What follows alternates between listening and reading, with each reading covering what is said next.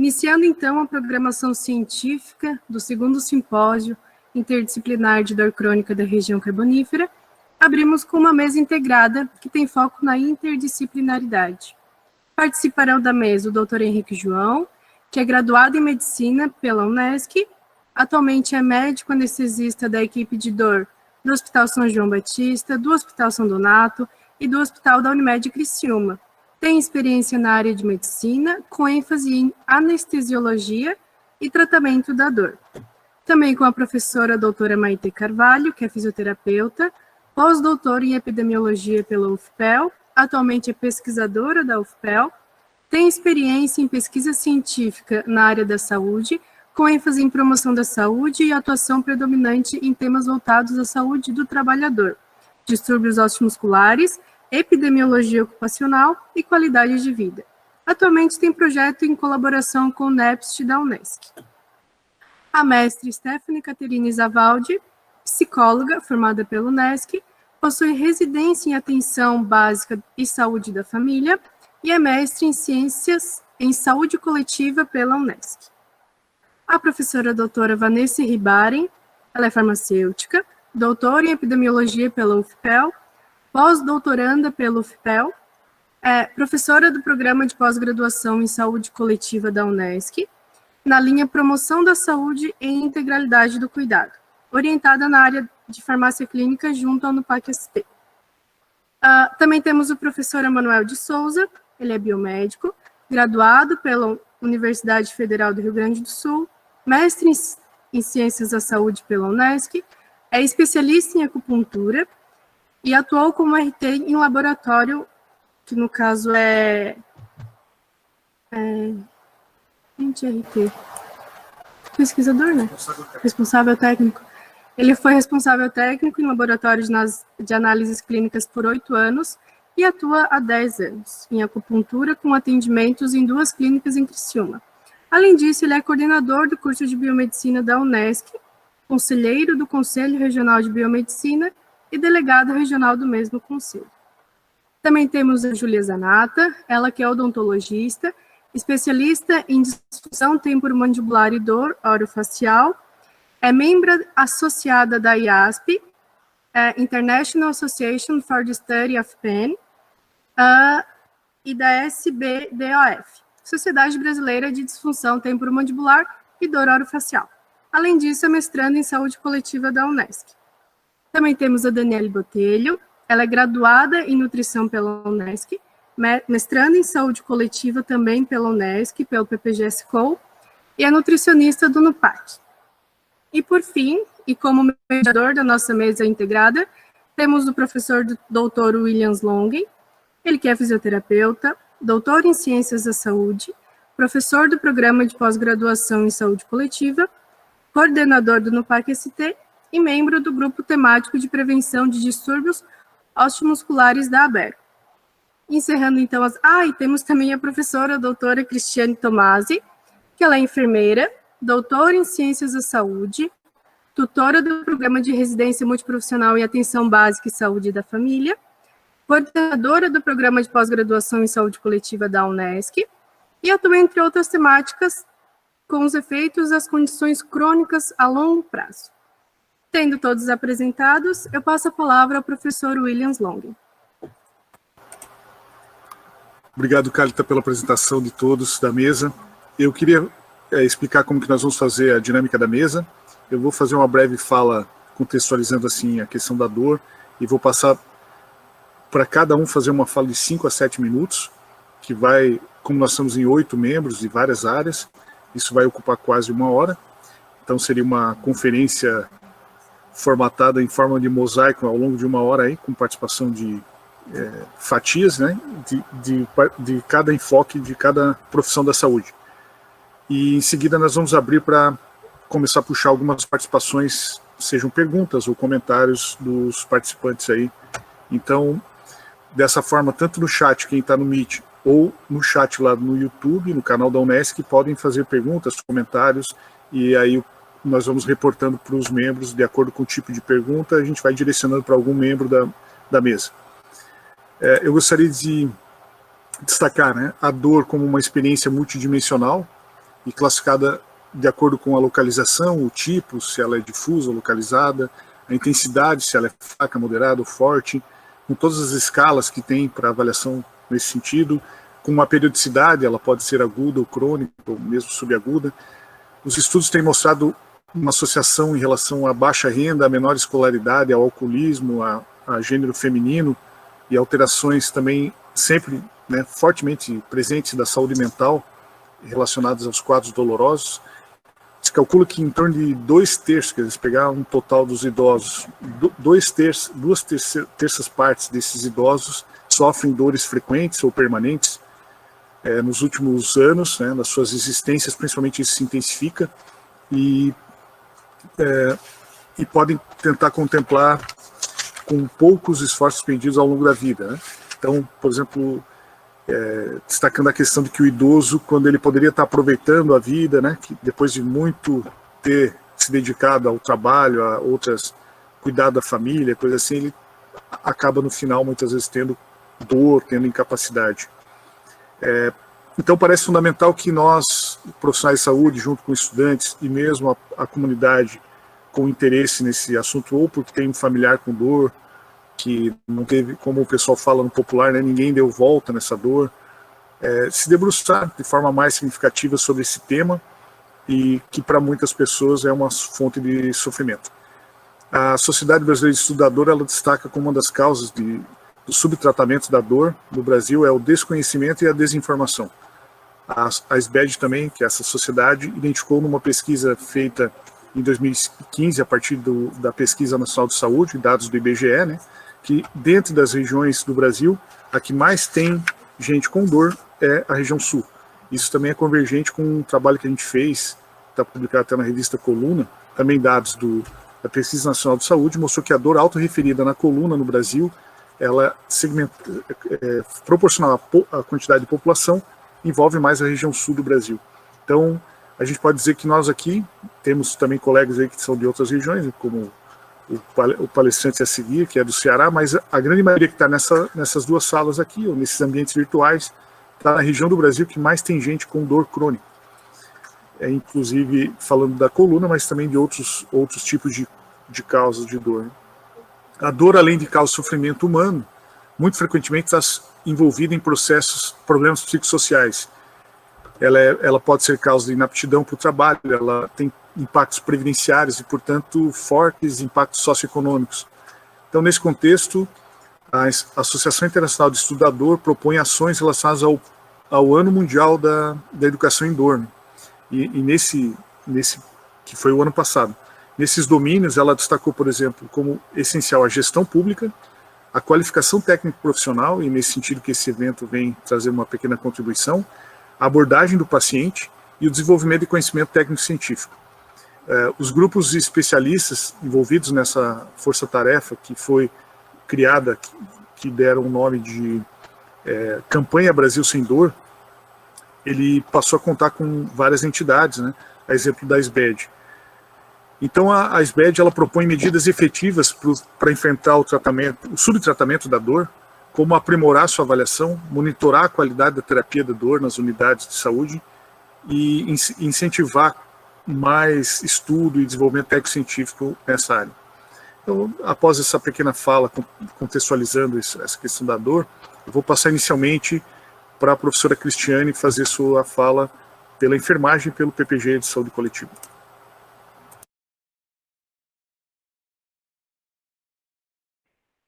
Mais uma vez, boa noite. Então, a responsabilidade de falar sobre dor, ela é bem grande, né? Considerando que agora aqui o William se colocou responsável por falar pela enfermagem e pelo PPG de saúde coletiva, né? Mas só gostaria de colocar assim, algumas situações, fazer algumas reflexões e pensar, então, em incomodar, deixar as pessoas incomodadas um pouquinho, talvez, sobre a dor, para que a gente possa evoluir nas discussões. Então, lá na mesa de abertura, o Williams colocou que existe uma lacuna, eu acredito que essa lacuna ela ainda é bem grande. Numa busca rápida sobre dor e enfermagem, a gente encontra aí 36 mil resultados de artigos publicados. No universo de publicações que a gente tem hoje, por isso que eu digo que a lacuna ela é relativamente grande. E representar aqui a enfermagem para falar de dor, eu preciso falar um pouco da característica da nossa profissão, da enfermagem, e por que a vontade aqui é deixar algumas reflexões e incomodar um pouquinho nesse sentido. Bom, se a gente pensar no decorrer da vida, em muitos momentos ao longo da vida você vai encontrar um enfermeiro. Basicamente no momento que você nasce e dependendo de onde você vai ter o seu fim da vida, é o enfermeiro que vai estar lá junto também, né? Fora todos os momentos em que a gente tem alguma condição de saúde que nos leva para um serviço de saúde ou a busca, ou o serviço de saúde faz a busca dessas pessoas, então a gente sempre tem contato com o enfermeiro. Ainda, a Organização Mundial da Saúde declarou o ano de 2020 como o Ano Internacional da Enfermagem, considerando o papel que a enfermagem, o papel que essa profissão desempenha para a saúde da população. Então, quando a gente olha para essa declaração e a escolha desse ano como o Ano Internacional da Enfermagem, é relativo ao bicentenário da Florence, que é fundadora da enfermagem, e que fez aí grandes contribuições que inclusive hoje a gente continua refletindo e reflexões que são atuais ainda hoje. De 200 anos para cá, então, a gente continua conversando sobre isso. Um exemplo do que a Florence fez foi fazer uma divisão, um agrupamento de pacientes de acordo com a gravidade desses pacientes. Essa dinâmica permitiu ter o que a gente tem hoje, que é a UTI, né? Então, agrupando pacientes mais graves e, consequentemente, a dor era um sinal também observado à época. Pensando, né, nisso, onde que a enfermagem pode atuar na dor? Considerando todos os períodos que a gente pode encontrar, considerando todos os períodos que a gente pode estar frente a um paciente. Então, para a gente pensar mais um pouquinho, o enfermeiro, a equipe de enfermagem, é o profissional que passa mais tempo junto com o paciente e a maior carga de trabalho dentro da área da saúde. Então, tem uma atuação muito próxima. Quando a gente pensa em dor, o William já fez uma boa abordagem, aqui a gente vai falar sobre dor crônica, mas a gente pode pensar na dor no departamento de emergência, dentro da UTI, o manejo da dor dentro da atenção hospitalar, que muitas vezes aí vai estar a dor aguda, não necessariamente a dor crônica, ou a agudização de alguma condição crônica que nos leve para dentro desse serviço de saúde, dor musculoesquelética, dor relacionada à mama, e entra toda a parte de puerpério, interrupção da amamentação, é muito amplo, né? A gente tem a dor relacionada ao câncer, e aí vem também todo o cuidado paliativo, e muito congruente, né, com a dor crônica. O que a gente oferece de cuidado para esse paciente, quem são as pessoas que dão atenção a esse paciente, qual o tipo de manejo que a gente faz desse paciente. Ainda dor lombar, dor abdominal, dor neuropática, dor articular, dor relacionada ao trabalho. A gente tem uma série de condições aí que nos levam a essa condição de dor. Aí tem toda a questão das feridas crônicas, que também tem dor. Então, como olhar para esse paciente que, às vezes, a dor vai ser específica, às vezes a dor não vai ser específica. A gente tem aí, como eu falei na abertura, toda atenção, todo serviço de atenção primária, e que esse paciente com dor crônica muito provavelmente vai estar no serviço da atenção primária, vai estar vinculado à atenção primária à saúde. Então, ele vai estar na sua casa, ele vai ter medicamentos para dor em casa, ele vai tentar fazer o manejo dessa dor, porque ele tem uma autonomia maior, então pensando nesse paciente que está domiciliado. Então, quais os riscos que isso pode trazer para o paciente, o que a enfermagem tem que olhar para essa situação. A gente olha de modo amplo, então a gente olha para a questão da medicação, a automedicação entra aqui, quem que está cuidando desse paciente, o paciente que é um paciente que está em cuidado paliativo, o paciente que está, ou que tem uma condição que lhe cause, outra condição que lhe cause limitações, então ele precisa de um cuidador, e a gente tem aí dados, não do Brasil, mas dados dos Estados Unidos, em que a gente tem, em 2015, tinha mais de 43 milhões de cuidadores familiares, hoje, em 2020, são mais de 53 milhões de cuidadores familiares. Então, a enfermagem, qual é a relação que a enfermagem tem com essas famílias, com esses cuidadores familiares que vão orientar sobre os cuidados com dor?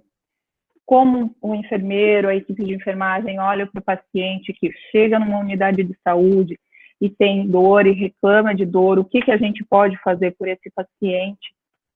Ainda, esse paciente é o paciente que também é conhecido como poliqueixoso.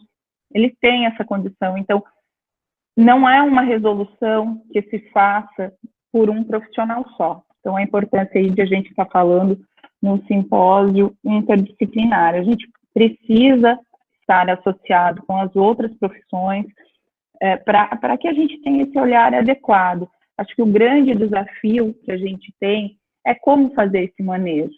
A gente fala hoje em segurança do paciente, a segurança do paciente, ela perpassa também os riscos relacionados à medicação. Então, o paciente que tem dor, ele vai utilizar a medicação. Qual a orientação que é feita sobre o uso dessa medicação? O que é a automedicação? O que é a medicação prescrita? Isso também precisa estar dentro dos questionamentos que a gente faz, do olhar que a gente tem para esse paciente. Ainda no Brasil, a gente tem alguns serviços de cuidado domiciliar que vão perpassar aí também a condição da dor, como, por exemplo, o Melhor em Casa, que não é uma realidade de todos os municípios. O William também bem colocou o percentual grande, o maior percentual de pessoas com dor que a gente tem no país está no sul, está onde a gente está, então a gente precisa questionar por que tem mais casos no sul do Brasil, ao que isso está relacionado, o que a gente pode pensar sobre essa situação. Ainda, num estudo que foi feito sobre acesso, sobre qualidade de vida relacionada à saúde, a gente tem aí 50,7% dos participantes, que foram mais de 8 mil participantes com dor. 10% desses 50% são problemas extremos, e esses pacientes estavam na atenção primária. Então, aqui, mais do que falar do papel da enfermagem, é falar da importância de a gente conversar entre as profissões para ter um manejo adequado, enquanto em alguns hospitais a gente tem times que respondem à dor, o que a gente tem para atenção primária, o que a gente tem para outros setores que a gente pode usar como recurso para fazer o manejo da dor. Acho que essas são as minhas palavras. Muito obrigada. Obrigado, Cris, pela excelente contribuição.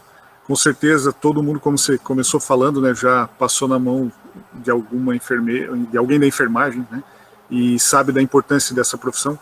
Acho que o momento dos últimos meses aqui está deixando evidente ainda mais, né, essa grande importância, além da saúde coletiva, né. Muito obrigado, Cris, pelo teu apoio e tua participação no evento. Eu vou convidar agora a professora Maitê, que vai estar falando lá direto de Pelotas. Espero que esteja tudo bem. Nós tivemos um apagão aqui, Maitê, mas já voltou em seguida. Então, acho que está estável aí o sinal. Pode ficar à vontade quando você tiver tudo ok, pode iniciar, tá bom? Obrigado. Certo. Vocês me ouvem bem? Tá dando para ouvir bem, Maitê. Ok, perfeito, então. Queria começar agradecendo o convite do professor Williams, né? Fico muito lisonjeada em poder participar e parabenizar também todos os envolvidos na organização do evento, né? A gente está precisando se reinventar nesse momento atual, né? ressaltar também a importância dessa proposta multiprofissional do evento, né? Ao meu ver, são espaços como esse que são fundamentais, principalmente para a formação dos acadêmicos, né? Porque proporciona desde cedo para o aluno uma visão ampliada, uma visão integrada, né, em termos de saúde. Trabalhar em equipe a gente sabe que é essencial, assim como também pontuar para o paciente o comprometimento e a responsabilidade dele naquele tratamento, né? Então, a gente também precisa sinalizar e transferir essa responsabilidade, porque é uma co-responsabilidade, né? Então, a minha proposta, um pouquinho dessa fala breve aqui, não é trazer alguns tratamentos específicos, né? Não daria tempo para eu me aprofundar, mas em termos de saúde do trabalhador, eu considero essencial um olhar para o contexto onde o paciente está inserido, né? E é isso que eu quero propor um pouco mais aqui nessa minha fala. O fisioterapeuta, todos os profissionais, né, mas a minha fala trazendo um pouco mais para o fisioterapeuta na saúde do trabalhador, ele é um profissional que ele precisa saber analisar tudo que está envolvido naquele quadro álgico, naquele distúrbio osteomuscular relacionado ao trabalho, né, quando o paciente nos procura, certo? Quais são os fatores de risco? Existem fatores de risco envolvidos? Como é que eu posso amenizar esses fatores de risco, né? E não ficar com aquela ideia fixa de somente reabilitar e pronto, né? A gente precisa ter uma visão de investigar o histórico de doenças desse paciente que podem estar afetando direto ou indiretamente a experiência nociceptiva, né, daquele paciente. A gente tem que ter a perspicácia de perceber fatores cognitivos, psicológicos que possam estar envolvidos, né, estresse, depressão, ansiedade, acionar o psicólogo para trabalhar em conjunto com a gente, né, nesses momentos, identificar também características de estilo de vida, né, aquele paciente é muito sedentário, aquele paciente está com sobrepeso. Se ele chega com uma queixa de dor, por exemplo, a nível de joelho, e ele está obeso, então, quem sabe a gente pode trabalhar em conjunto com o nutricionista, a gente pode conversar, indicar um educador físico, e nesse conjunto a gente, né, conseguir uma efetividade muito melhor também no nosso tratamento.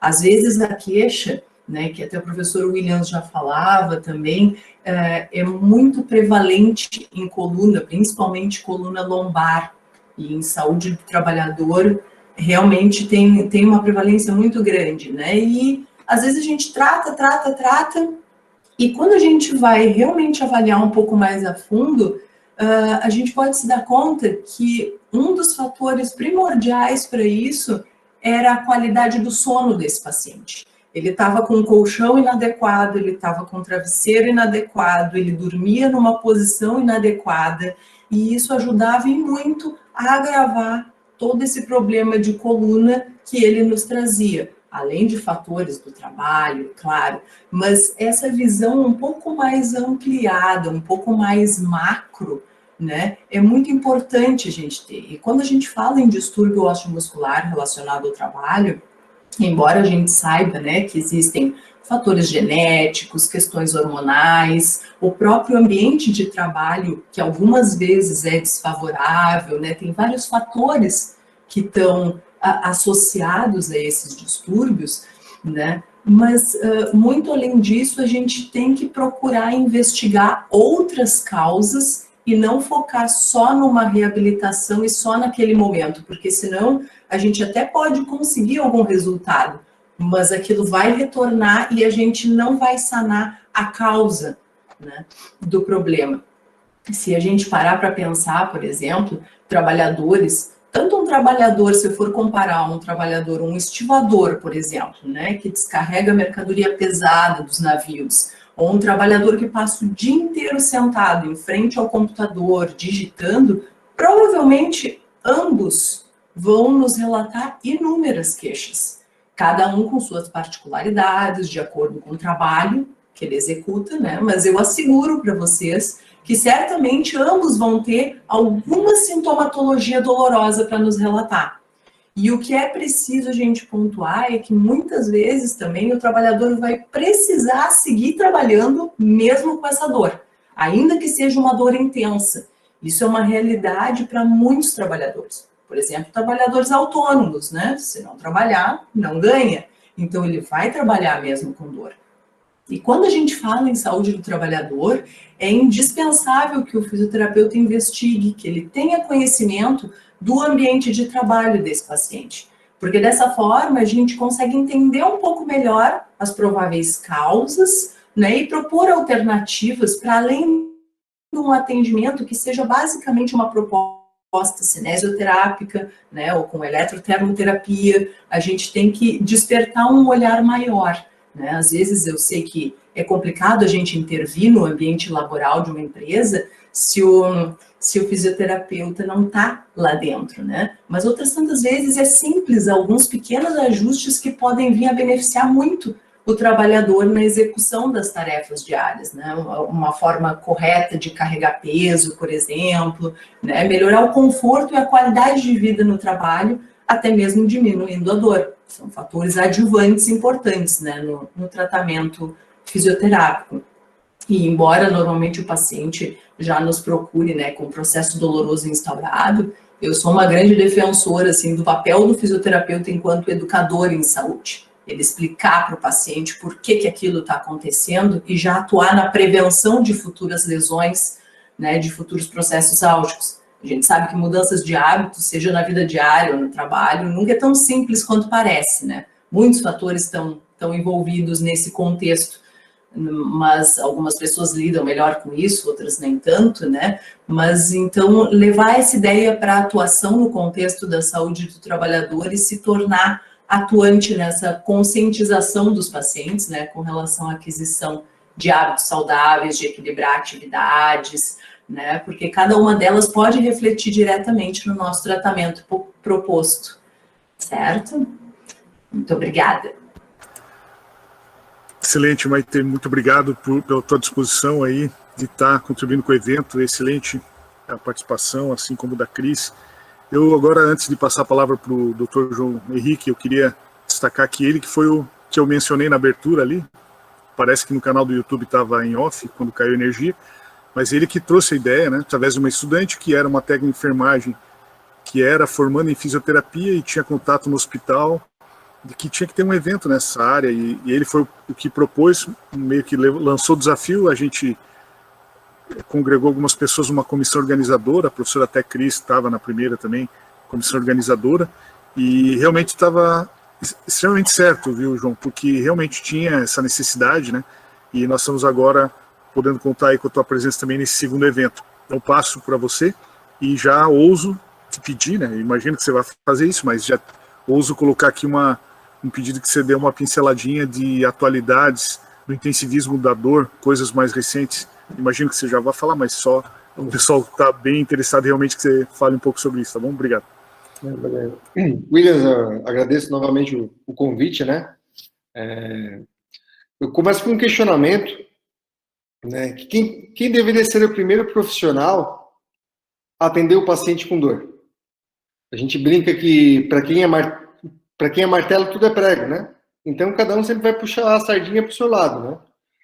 Mas hoje um questionamento, principalmente porque tem bastante aluno participando, será que o modelo que a gente tem atualmente no Brasil é um modelo melhor de atendimento ao paciente com dor? Eu fico bastante em dúvida, né? É só a gente ver pelo excesso de exames que a gente poderia evitar, né? Principalmente quando pega um paciente com dor lombar, né? Quantos e quantos pacientes com dor lombar sem red flag, nenhum sinal de alarme, que já vem com uma ressonância na mão, né? E a gente sabe que acima de 50 anos, 60% dos pacientes eles vão ter alterações, né, numa ressonância, para ter alteração discogênica acima de 60 anos, 70% dos pacientes têm alteração discogênica e maior parte dos pacientes não tem sintoma nenhum relacionado à dor discogênica, né?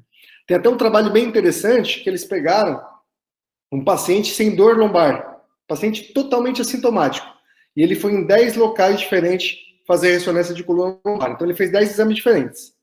O que foi o achado desse trabalho? Que ninguém conseguiu dar o mesmo laudo, os 10 locais diferentes deram laudos completamente diferentes, e o paciente não tinha dor, né? E nenhum exame foi normal. Então, talvez o tipo de atendimento, a gente tem que trocar um pouquinho, né? Às vezes eu penso que talvez na unidade básica, que mais de 90% dos pacientes, os problemas são autolimitados, né? Talvez o fisioterapeuta pudesse fazer essa avaliação com mais ênfase, né? E outra coisa bem importante, que a gente só vai conseguir tratar melhor a dor quando a gente avaliar ela. Então, existe aquela tabela da OMS, que é desde os anos 80, que ela está sendo preconizada, que a gente faz a escada da dor, né? Que a gente começa, primeira parte, com terapia sempre adjuvante, analgésico simples, depois a gente vai cada vez aumentando o grau de dificuldade, o grau de tratamento, né? Mas isso, para a gente poder fazer, a gente tem que avaliar os pacientes, diferenciar dos grandes classes de dor. O paciente tem uma dor mais nociceptiva, o tratamento vai para um lado. O paciente tem uma dor neuropática, o dor é completamente diferente. Então, eu pego muito no consultório no dia a dia um paciente com dor neuropática, por exemplo, com 2 tipos de anti-inflamatório, eu sei que isso não vai resolver. Ou, por exemplo, um paciente que tem uma capsulite adesiva. O tratamento do paciente basicamente é reabilitação, e a minha parte é fazer uma ponte, tentar deixar ele sem dor, fazer os bloqueios, para ele conseguir reabilitar, né? Só porque a gente tem uma grande vantagem no tratamento da dor, que a dor ela é muito multifatorial, né? E ninguém consegue tratar a dor sozinho. Eu acho que em todas as profissões, dificilmente a gente tem alguma terapia para dor que tenha um grau de evidência tão alto. Por quê? Porque a dor é muito multifatorial. Então, o paciente depende da modulação da dor a nível medular, da cognição a nível central, da transmissão a nível de nervo periférico. Então, por isso que o tratamento ele pode ser multidisciplinar e eles são associativos, né? Então, a soma de todos eles é que a gente vai conseguir ter o resultado na dor. Falando um pouquinho do que eu faço mais, da parte de intervenção, né? Quando o paciente chega para mim, existe tanto a parte medicamentosa, eu conto com bastante a ajuda dos outros profissionais, a parte de psicologia, né, é muito importante. Eu tenho uma enfermeira que trabalha comigo, que é a Silvana, que hoje o papel da enfermagem ele tem crescido muito e muito e muito na terapia da dor. Hoje o enfermeiro ele faz a parte toda do cuidado das bombas de difusão, ele faz regulagem, ele faz troca de medicação das bombas totalmente implantáveis em tinta tecais, faz as avaliações, faz a gestão das clínicas de dor, né? A parte de psicologia é muito importante, principalmente para procedimentos e cirurgias, né? Muitas vezes eu pego o paciente, antes de a gente indicar, por exemplo, um neuroestimulador medular, a gente encaminha para o psicólogo. Se ele tem uma catastrofização muito importante, talvez ele não seja o candidato, pelo menos nesse momento, a uma terapia mais invasiva.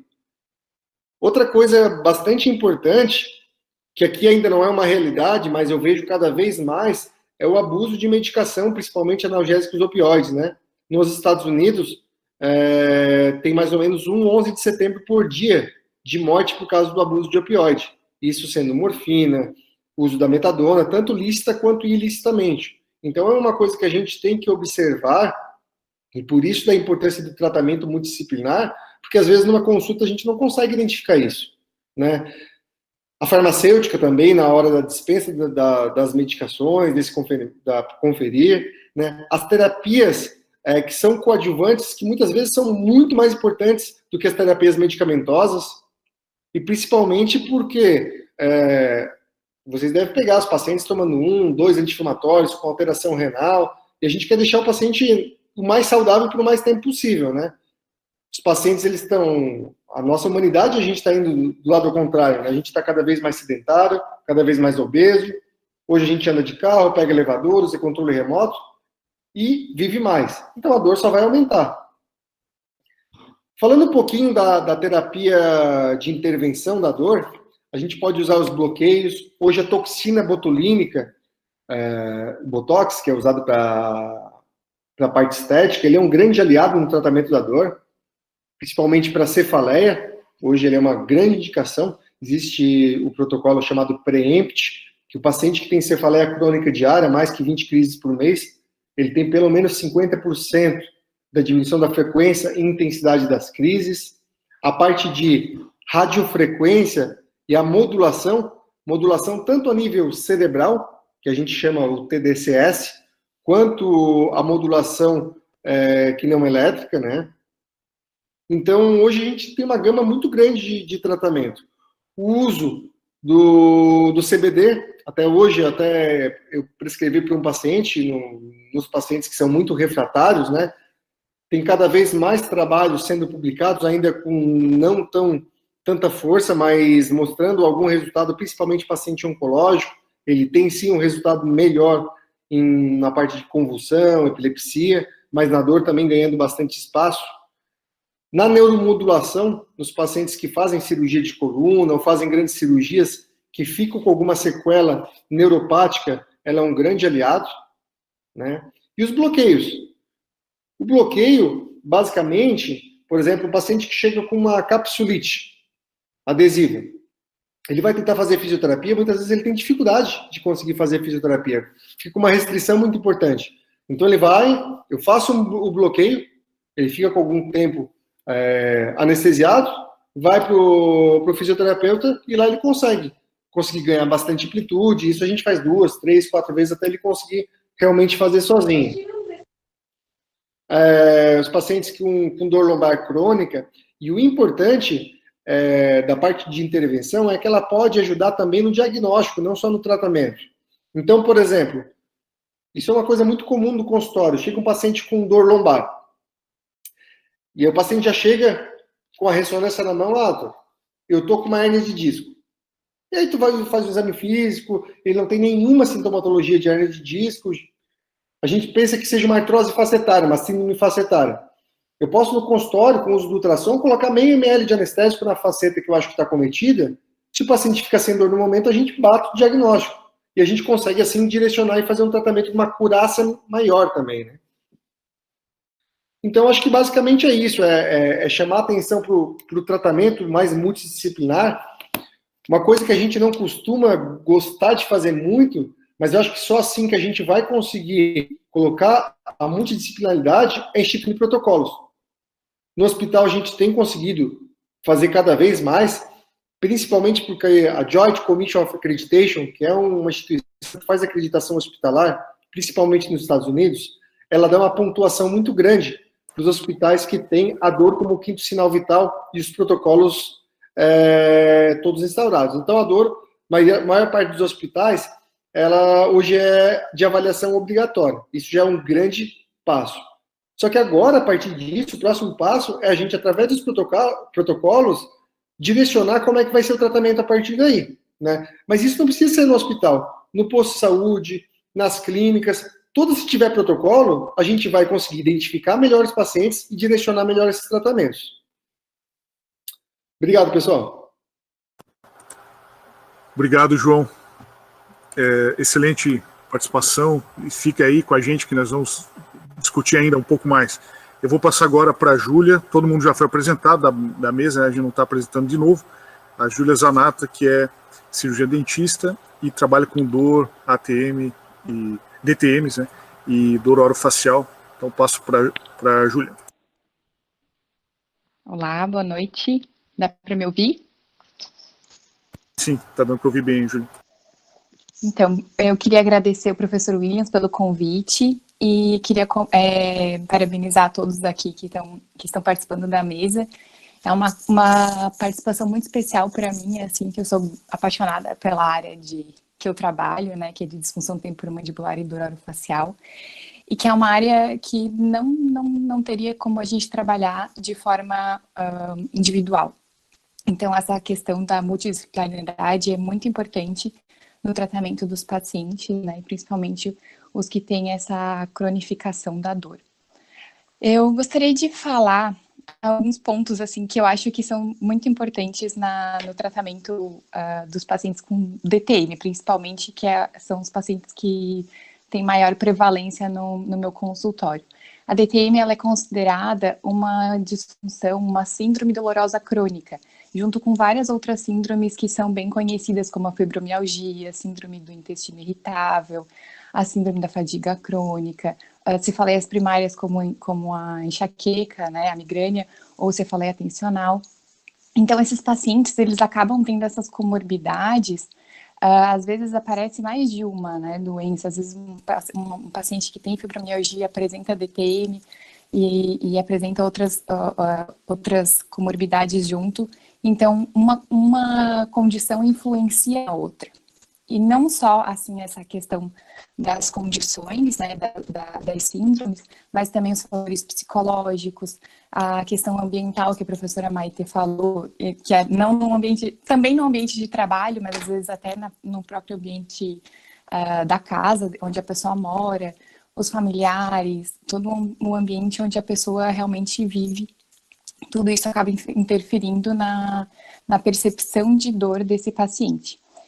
E como o professor Williams também falou no início, ano passado foi o ano da educação em dor, e esse ano é sobre eles estão, a Associação Internacional de Estudo da Dor, a IASP, está focando na dor nos mais vulneráveis, ou seja, aquelas pessoas que não têm acesso a, às vezes, um tratamento tão especializado ou multidisciplinar em relação à dor crônica, né? E às vezes são os pacientes que têm que conviver com uma dor por muito tempo, ou né, ou às vezes numa intensidade muito maior do que necessitaria. E é aí que a gente entra, então, nessa questão da multidisciplinaridade e dessa participação da atenção básica no tratamento da dor crônica, né? Que hoje, assim, a gente não vê, as coisas são muito individualistas, não tem um fluxo para um paciente que tem dor crônica, que apresenta várias comorbidades. Aquele paciente, ele vai lá, busca um tratamento, às vezes, aí provavelmente ele vai tomar um analgésico, um anti-inflamatório, que é o que às vezes, vamos dizer assim, melhora um pouco a sua dor, mas acaba perpetuando, e aí chega num momento que aquela dor fica insuportável. E aí isso sim atrapalha muito a qualidade de vida desses pacientes, né?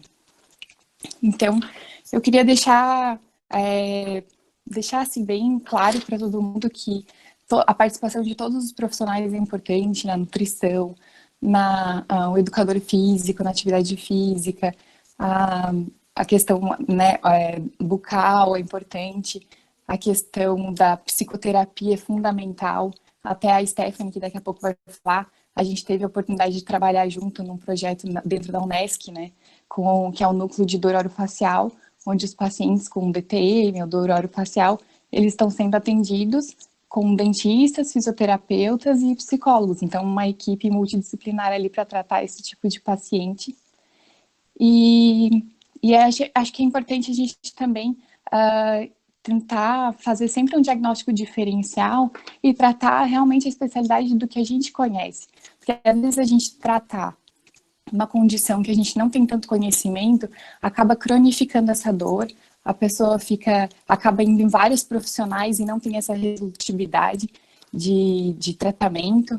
Então, a gente tem que fazer o nosso papel de tentar identificar o que está causando essa dor, o que está perpetuando essa dor, mantendo, e tentar indicar para os profissionais certos para tentar fazer um controle, um manejo correto dessa dor. É isso. Júlia, muito obrigado pela tua contribuição. Tá? Fica com a gente aí que nós vamos estar discutindo mais um pouco sobre a dor com as perguntas. Já estão chegando algumas perguntas aí. Então, até antes de passar a palavra para a próxima pessoa, destacar que as perguntas podem ser feitas aqui no chat para quem está no Meeting ou lá no YouTube, no canal Unesc, Unesc TV no YouTube, que já estão chegando também algumas perguntas lá. Pergunta ou algum comentário ou algum relato, podem ficar à vontade, pessoal. Aí a gente vai direcionando depois a mesa. Vamos garantir a palavra a cada momento, como a gente explicou no início, para cada um dos profissionais. Agora eu vou passar para a Daniele Botelho, que é nutricionista. Já aproveito para agradecer também, Daniele, a tua participação no evento aqui.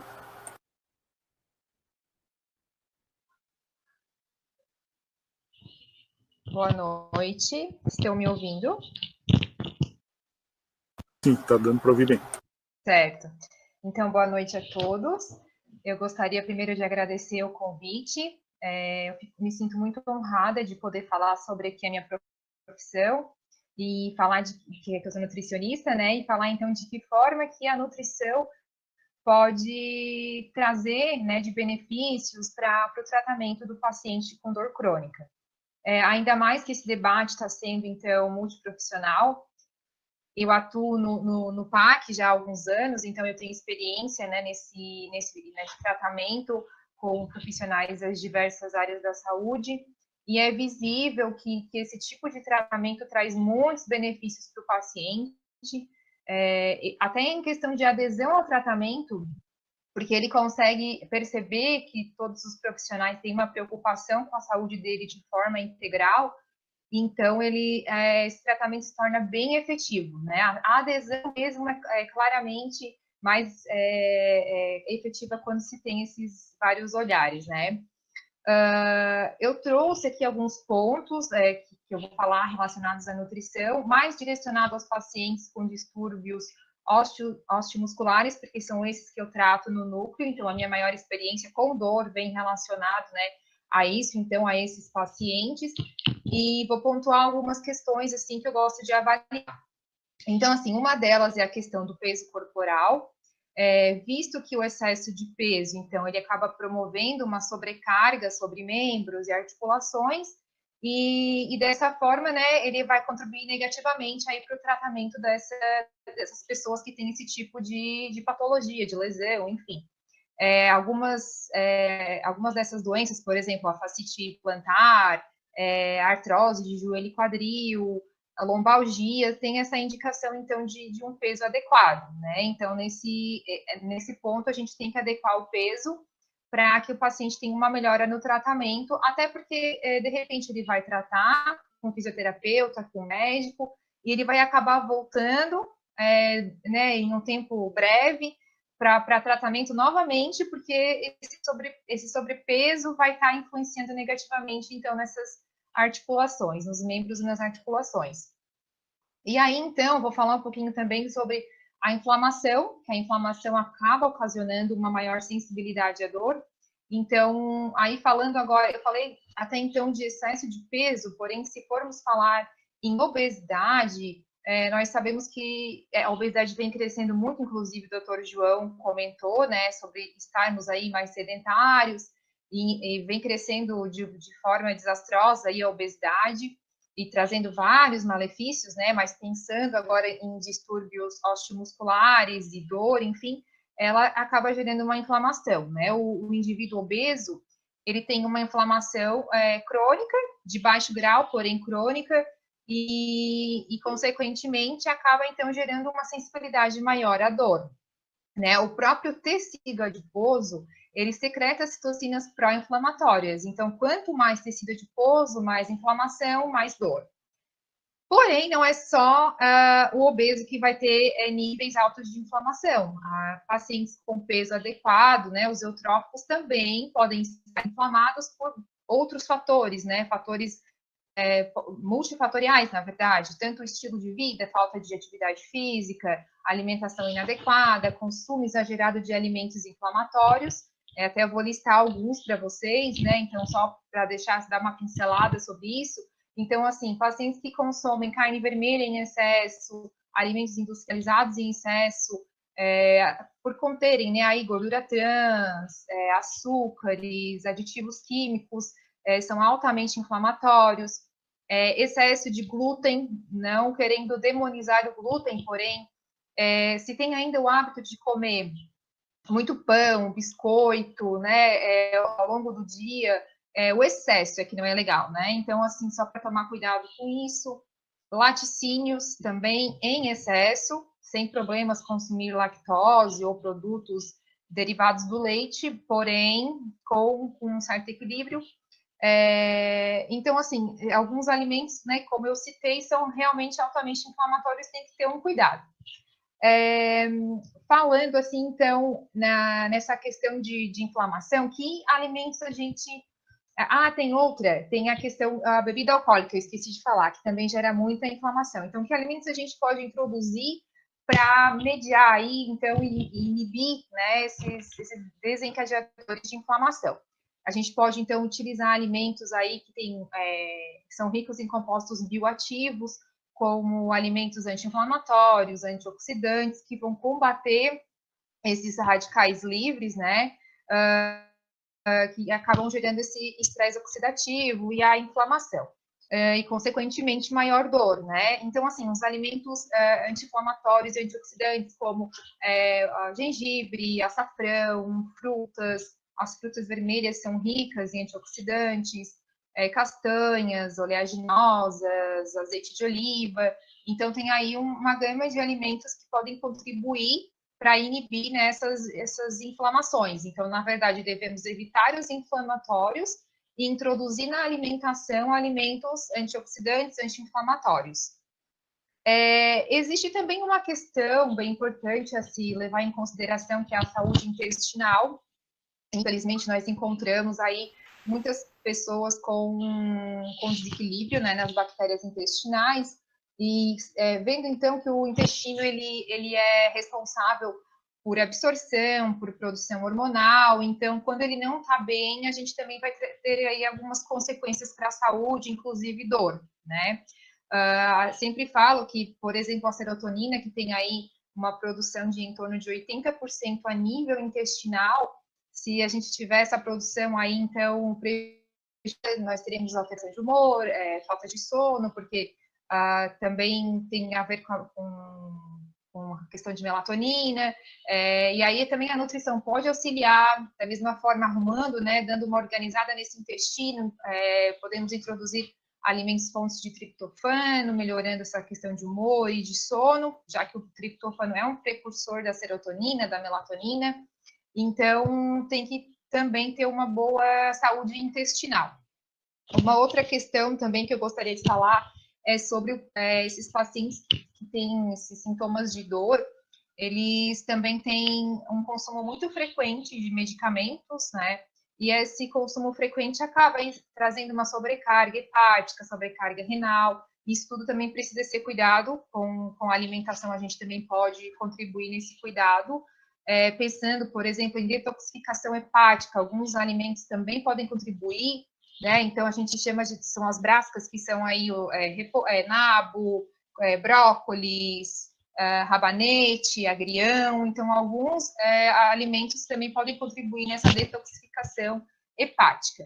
E só mais um detalhezinho que eu gostaria de lembrar, até antes a Júlia, né, fez a participação dela, e em relação à própria dentição e problemas dentários, eles acabam refletindo também diretamente nas escolhas alimentares dos pacientes. Então, pacientes que têm essas dores por alguma disfunção temporomandibular, ou cárie, ou prótese mal ajustada, também escolhem alimentos conforme essas condições, e normalmente deixam de consumir proteína, por ser mais difícil, né, essa mastigação. E aí a gente vai evoluindo aí para uma sarcopenia, e aí isso tudo vai acarretar também outros problemas, outras dores, até mesmo porque vai se perdendo muito essa musculatura esquelética, então vai gerando aí também alguns distúrbios osteomusculares, né? Então tem toda essa questão também. Então, só para frisar o quanto é importante realmente, né, esse atendimento multidisciplinar, com certeza o paciente com dor precisa de um atendimento assim bem integrado, que cuide da saúde dele de forma né, total, integral, e possa se reabilitar aí e não precise ficar retornando, né? A gente tem eles têm alta e em seguida estão retornando, então acredito que um tratamento multidisciplinar é mais efetivo para esses tratamentos desses pacientes. Obrigada. Obrigado, Daniele, pela tua participação, tua contribuição. Acho que é muito importante, né? Como todas as outras áreas, a nutrição, todo mundo se mete a querer entender um pouquinho das dicas, né? Mas o importante realmente é ter um profissional da área para poder fazer o melhor, né? Dentro de uma atenção qualificada. Agora eu vou passar a palavra à professora Vanessa. Para quem não conhece, a professora Vanessa, muitos já conheceram, mas muitos não estão conhecendo hoje. Ela é uma professora que começou esse ano na Unesc, nosso PPG, veio para a nossa linha, na mesma linha que eu estou com o professor Johnny. Então nós somos ali um fisioterapeuta, um profissional de educação física e uma farmacêutica, né? Então aqui ela vai falar como farmacêutica, mas também como epidemiologista, que foi a formação dela de estrito senso. Eu passo para a professora Vanessa. Então, boa noite a todos. Quero agradecer novamente o convite, dizer que é um prazer estar participando desse simpósio. Algumas coisas que eu ia comentar brevemente já foi dito aqui, então vou pular algumas partes para ser mais breve, que eu sei que o tempo está estourando, tá? Mas falando diretamente do nosso problema de dor, né? Como sabemos, a dor crônica, ela afeta diretamente aí na qualidade de vida do paciente, então costuma-se muito dizer que quem tem dor tem pressa, né? E aí vem uma questão muito debatida aí, que é a questão da automedicação. Só que para a dor crônica é um pouco diferente, porque, como foi dito, é um sistema muito mais complexo por ser multifatorial, né? Então, o que é a automedicação? Ela ocorre aí quando há o uso de medicamentos por conta própria ou por indicação de pessoas não habilitadas para aquele problema de saúde, que é muito comum hoje em dia. Então, eu trouxe para vocês aqui, até como epidemiologista, dado de um estudo bem famoso aqui no Brasil, um estudo de base populacional que foi encomendado pelo Ministério da Saúde, a Pesquisa Nacional de Acesso, Utilização e Promoção do Uso Racional de Medicamentos, a PNAU. Tá? No último levantamento, a PNAU apontou que 17 a 20% da população brasileira faz uso de automedicação. E sendo que de toda essa automedicação, 70% dos medicamentos são analgésicos e anti-inflamatórios para dor. Então aí está já um pedaço do problema, né? Então, qual é a grande chave do problema aqui, né? É que, como já foi dito aqui pelos colegas, existem diversas dores, né? Dor inflamatória, dor neuropática, dor visceral e etc. Então, quando esse paciente, ele se automedica para uma dor que ele não tem, que ainda não foi diagnosticado para aquela real dor dele, o sistema inibitório dele entra em exaustão e, inclusive, pode-se ganhar uma nova dor crônica, né? E, além disso, há todo o problema dos efeitos colaterais, principalmente os causados pelos anti-inflamatórios, que, quando usado sem controle, em doses incorretas, geralmente esses pacientes eles tomam todos os dias e mais de uma vez por dia, então pode estar provocando muitos problemas gástricos, sangramento digestivo, doença do intestino, insuficiência renal, doenças hepáticas e principalmente pensando em idosos, né? Então, cabe ressaltar aqui que a dor crônica, além dela ser multifatorial, quer dizer, por ela ser multifatorial, ela traz uma série de fatores que precisam ser corrigidos conjuntamente. Então, por isso que apenas o medicamento, ele acaba sendo ineficiente. A pessoa toma medicamento, quando está se automedicando, e a dor não some, né? E isso vai virando uma bomba relógio. Então, aí chegamos na importância desse debate, dessa mesa multidisciplinar para o tratamento da dor crônica, que é o tema central aí do simpósio. Era isso, professor Williams, obrigada. Obrigado, Vanessa, excelente contribuição, muito obrigado, e economizou realmente, como você falou antes ali, a tua abordagem foi ótima e economizou um tempinho aí, mas estamos dentro do horário, tranquilo. Eu vou passar agora para o professor Emanuel, que é biomédico, né, acupunturista, também coordenador do curso de biomedicina aqui da Unesc, e vai fazer sua fala não só pela biomedicina, mas também com a experiência da acupuntura. Obrigado, Emanuel. Pode ficar à vontade. Boa noite a todos, aos participantes. Boa noite, professor Williams. Boa noite também a Cálita. Obrigado pelo convite. O ano passado também tive, né, a oportunidade de estar conversando nesse mesmo evento, né? Então, eu achei muito oportuno a fala dos palestrantes anteriores, né? E é muito interessante a gente abordar essa questão multiprofissional, né, no manejo da dor, no controle da dor, no tratamento, porque falando, né, um pouquinho do que a gente faz na acupuntura, hoje aproximadamente 70% dos pacientes que a gente atende, né, eles nos procuram pela dor crônica, né, lombalgia ou cervicalgia, ou mesmo fibromialgia e outras, né, dor em geral, né, com certeza hoje é a maior queixa, né, dos nossos pacientes. E essa abordagem multiprofissional é bastante importante, né? O profissional da enfermagem, da nutrição, da medicina, da odonto, a físio, né? Eu trabalho diretamente com profissionais fisioterapeutas, é uma profissão que eu tenho bastante bastante carinho, assim, que a gente trabalha em conjunto, e com certeza, né, se a gente conseguir alinhar esse tratamento, né, o João falou muito bem na questão do protocolo, né, se a gente tiver um protocolo alinhado, eu não tenho dúvidas, né, que os pacientes, eles terão um melhor prognóstico, né, nesse manejo da dor. Claro que os pacientes, né, de maneira geral, eles respondem nem sempre da mesma forma ao mesmo tratamento, né? Por isso que muitas vezes o que é bom para determinado paciente, né, a acupuntura sistêmica, crânioacupuntura, ou mesmo o bloqueio, né, que o João estava comentando, às vezes tem paciente que responde melhor, tem paciente que é refratário, né? Então, essa participação de vários profissionais com várias linhas de tratamento, intervenção, é muito importante, né? E essa também foi comentado, né, a questão da sensibilidade que o profissional tem que ter quando está lidando com esse paciente. Ele é um paciente que ele já vem bastante abalado, muitas vezes, né, já recebe várias negativas, com diferentes tipos de tratamento, ele tem já dificuldade de acreditar, né, digamos assim, que vai dar certo. Então, a gente precisa ter esse entendimento, né, e também aí entra a questão, né, do psicólogo, que é muito importante também, muitas vezes, dependendo, né, do paciente, vai auxiliar bastante.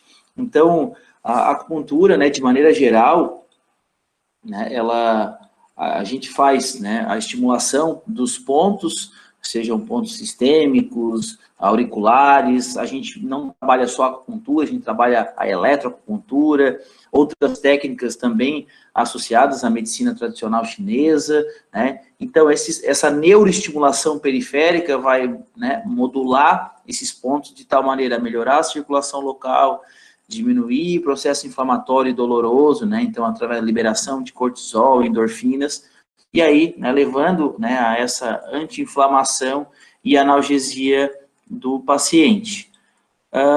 É fácil, né? Nem sempre, né? Porque, como eu estava comentando, a gente tem, obviamente, os pacientes, a maioria evolui muito rápido. Eu sempre comento com os colegas que são fisioterapeutas ali na clínica, que muitas vezes os pacientes que procuram acupuntura é aquele assim que já tentou tudo, e a agulha, quem tem medo de agulha, assim, ó, é agora que eu sou obrigada, porque eu não tenho mais o que recorrer, e aí eles acabam, né, tem pacientes que é a última opção, justamente pela questão da fobia, ou da falta de conhecimento, de entendimento. Aqui a gente tem vários profissionais, né, que têm o entendimento dos vários protocolos, dos vários tipos de terapias, mas a gente sabe que tem profissionais que não indicam um determinado tratamento, e aí eu falo pela acupuntura, muitas vezes é pela ignorância, né? Ignoram, não conhecem, não sabem, e aí preferem sempre um mesmo tratamento, e às vezes para alguns pacientes pode ser que resolva, né? Um tratamento medicamentoso, mas muitas vezes o paciente ele pode fazer um tratamento com acupuntura e sem ter nenhum dano, né, colateral, nenhum efeito colateral. E isso para o paciente, né, a gente sabe que muitas vezes o paciente de dor, ele não vem só com a dor crônica, ele vem com outras questões associadas. Então, quanto menos a gente afetar esse indivíduo, né, eu tenho certeza que melhor para ele, né, a médio e longo prazo.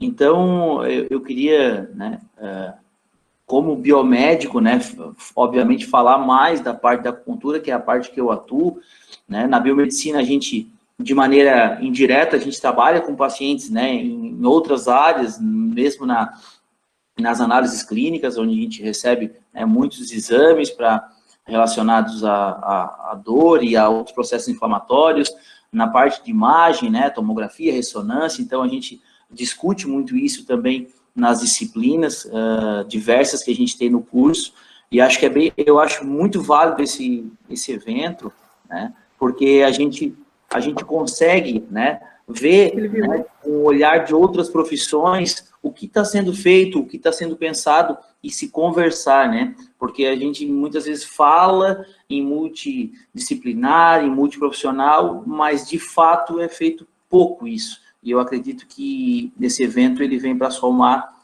e muito nessa questão. Então, eu queria agradecer mais uma vez pelo convite, tá? Obrigado a todos. Obrigado, Emanuel, pela participação. Novamente, realmente você estava no outro evento, né, acho que também na mesa interdisciplinar.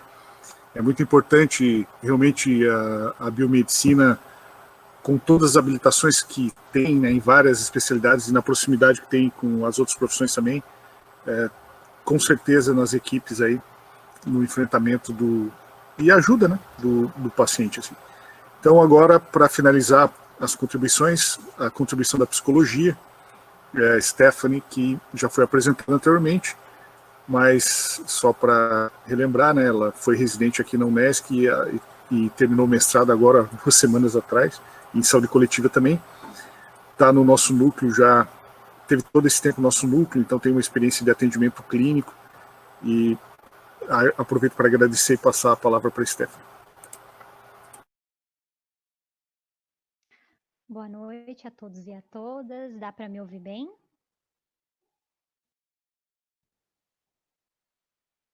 Stephanie, está um pouco baixo, tá? Pode falar um pouquinho mais alto, faço. Vou tentar aproximar aqui. Melhorou? Como é que tá? Isso, assim tá legal. Obrigado. Certo, então. Boa noite a todos e a todas. Então, muito agradecida por estar aqui hoje, fazer uma contribuição com relação a uma temática que eu tenho ficado imersa aí já há quase 3 anos. Então, me senti muito já contemplada com a fala de todos vocês, né, mas acho que para começar a falar um pouquinho sobre dor crônica, penso que é importante, então, a gente pensar, né, e refletir sobre muito o que vocês já trouxeram, né, sobre essa dicotomia artificial entre a dor de origem física e a dor de origem emocional, né, porque essa dicotomia a qual eu me refiro, ela desqualifica, né, a vivência real do paciente com essa situação crônica de dor. Então, por esse motivo, ao tratar pessoas com dor crônica, o psicólogo, junto com uma equipe interdisciplinar, ele deve considerar esse entrelaçamento intrínseco entre os fatores psicológicos e os processos corporais, né, que ocorrem aí com o paciente, como, por exemplo, o Dr. João Henrique, né, ele trouxe que a dor é um processo multifatorial. Então, não há outra forma senão pensar, né, nesse processo, nesse entrelaçamento intrínseco entre os fatores que são psicológicos e que são corporais também. E o que se verifica muito na experiência clínica, no que se diz respeito a tratamento de reabilitação da dor crônica em equipe multiprofissional e interdisciplinar, é esse ciclo vicioso que o paciente que sofre de dor, ele acaba fazendo esse movimento, né? E de uma maneira didática, nós separamos esse ciclo vicioso em 4 etapas, né? Então, em que a primeira etapa, o sujeito ele passa a mostrar um movimento de vigilância excessiva no que se diz respeito à detecção de sinais que possam anteceder a dor, né? Ou seja, esse paciente ele passa a evitar certos movimentos, evitar até certas questões sociais, para que ele não sinta tanta dor, né? E aí, por consequência, a próxima etapa, então, desse ciclo vicioso são as estratégias de esquiva, ou seja, o sujeito que ele sofre de dor, comumente, ele já está nesse sofrimento já há um bom tempo. Então, todo movimento que ele possa fazer para fugir de uma dor um pouco mais intensa, ele faz. E aí, por consequência, também vem um aumento do estresse, o aumento da tensão corporal. E aí, finalmente, o que se verifica aí quando ele chega num atendimento de psicoterapia, num atendimento com fisioterapeuta, é que ele se queixa muito que a dor começou a aumentar, né? Estou sentindo uma sensação de que a dor tá maior, né? E aí, quando a gente vai tentar identificar no discurso do paciente, é esse ciclo vicioso que nós identificamos, né? E por esse motivo, né, desse ciclo vicioso ao qual eu me refiro, que o psicólogo, junto com a equipe interdisciplinar, ele precisa convidar a equipe a pensar não somente na dor crônica, para além da dor crônica, né? Ou seja, o quanto de intensidade de medo dessa dor que o sujeito nos relata, né? Porque pensando em eliminar ou minimamente reduzir o medo da dor que o sujeito tem, nós conseguimos interromper, então, esse ciclo vicioso, né? Que, de fato, vem aí a diminuir essa vigilância, né? Essa hipervigilância da dor, a tensão corporal, né, e essa tendência também de recorrer a estratégias de esquiva. Então, né, por isso que aí, com a experiência que eu tenho tido com o NUPAC, né, nós verificamos muito isso, assim, o quanto que a equipe integrada, discutindo junto, ela consegue aí identificar vários pontos para que, assim, a gente consiga contemplar, né, esse tratamento em reabilitação do paciente. Outro fator que é muito comum, que se verifica nas experiências clínicas e que se verifica também no NUPAC, é a queixa do paciente no que se diz respeito a um rebaixamento da sua autoestima, que é onde entra também a importância da psicologia nessa equipe interdisciplinar, né? Ou seja, a dor, ela passa a limitar o sujeito em várias ocasiões e em vários aspectos da vida dele, né? Então, o que se verifica aí? Começam a ter algumas crenças disfuncionais, né? E que crenças que são essas? Bom, agora que a minha dor, né, ela se tornou uma situação crônica, então eu me impossibilito de estar em vários aspectos sociais da minha vida, ela acaba prejudicando a minha competência profissional. Então, quem sou eu? Que utilidade que eu tenho? Né? Nós, enquanto uma sociedade capitalista, se tem muito essa pergunta, né? Será que eu estou sendo útil? Bom, então se eu não consigo trabalhar direito, então eu estou sendo inútil. E aí a gente consegue identificar muito fortemente esse rebaixamento da autoestima desse trabalhador que trabalha com uma dor crônica, né? Numa situação crônica de dor. Então, que se precisa também pensar, né? Pensando na psicoterapia e também discutindo a psicologia juntamente com outras equipes, é isso, né, pensar no quanto que nós podemos contribuir para trabalhar dentro dessas crenças disfuncionais que o sujeito nos traz, né, então agora eu sou inútil, agora eu sou incapaz.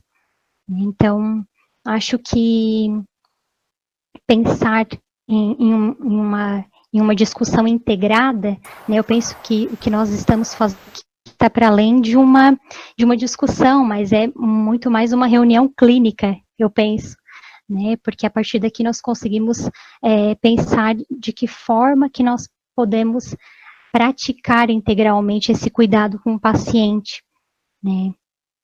E rapidamente, né, até eu estava conversando com o Williams, acho que é importante a gente também trazer um pouco da prática, né, da experiência que nós temos, e eu vou relatar aí rapidamente um pouco do que nós tivemos no ano passado, né, que no ano passado nós tivemos a felicidade de participar de um projeto integrado em dor crônica, né, que foi um projeto de TCC de uma aluna de fisioterapia da Unesc, e aí nós conseguimos trabalhar com o Pilates, né, o paciente, ele passava pelo Pilates, passava por mim, que sou psicóloga, e também passava por um processo de auriculoterapia, né, então, a gente conseguiu ver que esses pacientes que tinham lombalgia crônica inespecífica, eles tiveram um resultado muito positivo. Então, para que a gente também saia um pouco da teoria e verifique um pouco do que se tem, né, de positivo nas nossas experiências, pensando num grupo integrado aí, com enfoque na dor crônica. E, para não tomar muito tempo aqui, eu acho que seriam essas as minhas colocações. Me coloco à disposição para tirar outras dúvidas, fazer outras colocações que vocês sintam necessidade. Obrigado, Stephanie, parabéns pela tua apresentação, pela participação, agradeço a todos os membros, né? Nós tivemos aí, acho que eu estava comentando que as mesas aqui está como um reloginho funcionando, a gente começou 19 e 2 minutinhos só depois, mesmo com o apagão que teve aí, e o tempo todo mundo respeitou, né? conseguiu dar o recadinho aí, mais ou menos, dentro da proposta. Eu vou agora começar com algumas perguntas, algumas colocações. Teve um colega aqui que colocou assim, vou até ler como ele mandou ali no YouTube, né, o Felipe Barbosa de Carvalho. Sou aluno em farmácia Unipampa e gostaria de perguntar sobre o andamento e perspectivas de novos medicamentos para pacientes com dor crônica, com menor efeitos colaterais e maior efetividade. Então ele quer saber de novos medicamentos para dor crônica com menos efeito colateral e que sejam mais efetivos. Eu vou passar para o João. Até eu fui numa convenção no final do ano passado, e aí hoje as empresas, principalmente as multinacionais, elas estão pelo menos com alguma filial em Boston, né? E por que Boston? Hoje, porque Boston é o centro da pesquisa genética. Então a gente sabe que algumas medicações, em alguns grupos de população, não funcionam ou funcionam de uma maneira diferente, né? Então aqui no sul, a gente tem muito descendente de europeu. Descendente de europeu tem alteração numa enzima que converte a codeína, né? Então a gente sabe que tem o Tilex, o Paco, né? E morfina. Então ela é um profármaco, não é um fármaco. Então 2 a 3% desse fármaco se converte a morfina. Então vocês vão pegar no seu dia a dia paciente que tomou o uso dessas medicações e falam, para mim foi que nem água, não serviu para nada. E outros pacientes que ficam vomitando, dormem durante vários dias, têm sonolência, né? Porque são ultrametabolizadores. Então, hoje a linha mais atual em pesquisa genética, existe alguns testes que está hoje muito avançado na área da psiquiatria e em segundo momento agora começou na dor também, pesquisas que são direcionadas para qual medicação pelo teu componente genético vão funcionar melhor para ti. Então, isso está avançando bastante, né? A parte da medicina regenerativa também, com parte de biológicos, também tem ganhando bastante espaço na dor, que eu acho que é uma grande frente, e isso é um futuro muito próximo, tá?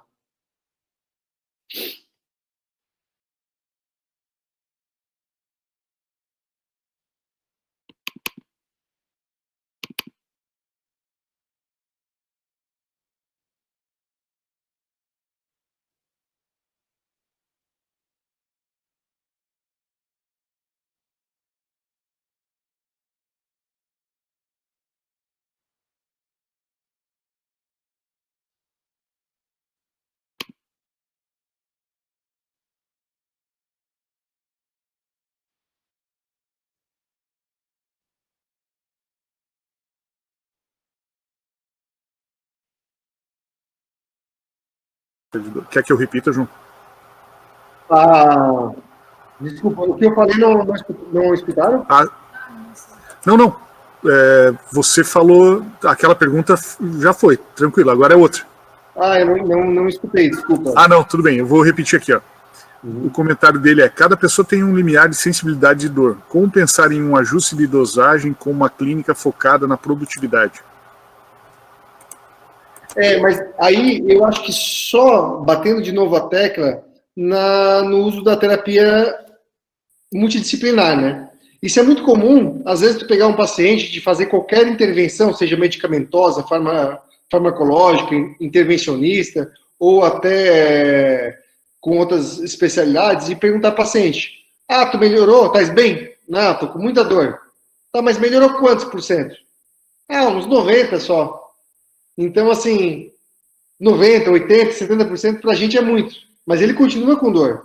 Então, para a gente conseguir ter esse ajuste, é só se a gente avaliar isso frequentemente. Nas cefaleias crônicas existe o diário de dor, que está cada vez sendo mais usado, e é muito importante também, né? Mas é trabalhar em equipe, eu acredito. Ô, Williams, eu peço licença até para contar uma história que eu tenho sempre Estão escutando bem? Que não é preconceito, mas é um modelo de paciente que eu tenho na dor crônica, que isso a gente pode extrapolar para o nosso dia a dia. Vocês também devem ter o modelo de paciente de vocês, mas é que o paciente professor, né? E eu posso falar muito com propriedade, porque minha mãe é professora. Eu só não posso falar muito aqui, porque minha irmã está logada também, depois ela acaba contando para ela, né? Então, eu atendo um plano de saúde que tem muito professor e funcionários do Estado, e eu atendo muito paciente que na média de 50, 60 anos. Né? E chega esse paciente com uma dor crônica, qualquer que seja, né? E o professor, eu vejo que é um tipo de paciente que ele não é muito valorizado, né? Ele tem um grau de instrução alto, porém ele não é muito valorizado.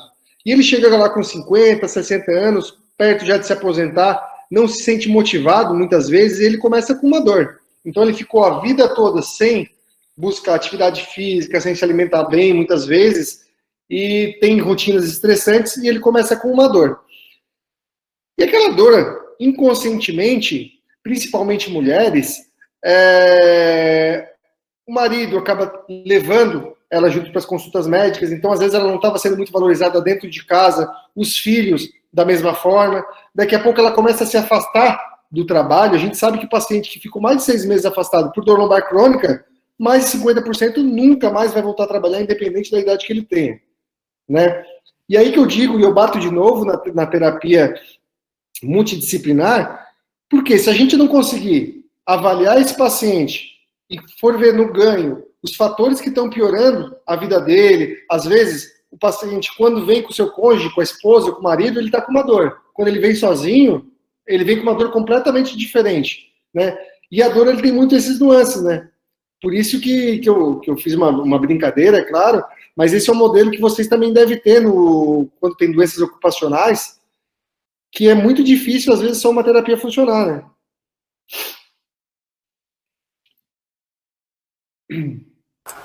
Oi, João, obrigado. Aqui tinha dado um probleminha que ficou um pouco mudo aqui, mas já voltou.